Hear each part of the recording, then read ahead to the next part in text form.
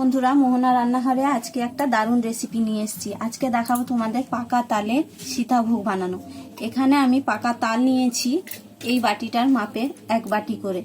এখানে আমি এই তালটাকে আগে থেকে কড়াইতে জাল দিয়ে রেখেছিলাম। জাল দিয়েছি এই কারণে যে এই তালের মধ্যে যে জল থাকে সেই জলটা পুরো টেনে নিয়েছি।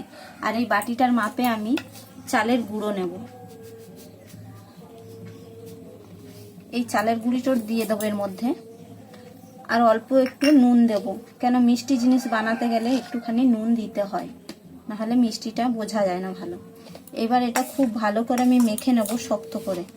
এর মধ্যে যদি চালের গুঁড়ি আরও লাগে তাহলে কিন্তু পরে দিতে হবে। ডোটা আমার মাখা হয়ে গেছে, দেখো শক্ত করে। এইটা আমি 5 মিনিট করে রেস্টে রেখে দেবো।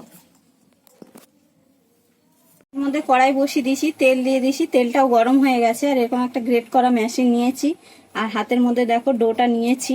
আর এরকম ভাবে হাতের চেটোতে করে ঘষে ঘষে দেব, তাহলে দেখবে সীতাভোগের শেপে পড়বে।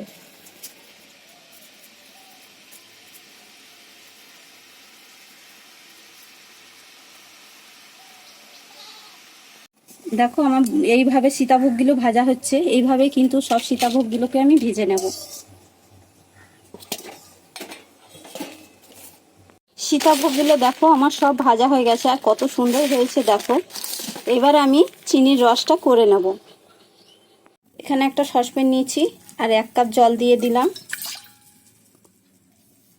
জলের মধ্যে 2টো এলাচ দিয়ে দিলাম, 1 কাপ মতন চিনি দিয়ে দিলাম।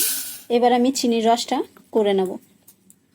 চিনির রসটা হয়ে গেছে, চিনির রসটা একটা পাত্রের মধ্যে ঢেলে নিচ্ছি।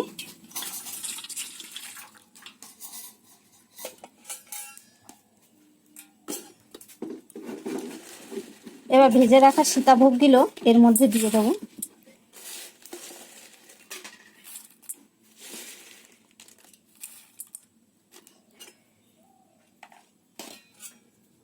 একটু চামচ দিয়ে ডুবিয়ে দেবো, আর 5 মিনিট মতন এটা ঢাকা দিয়ে রেখে দেবো।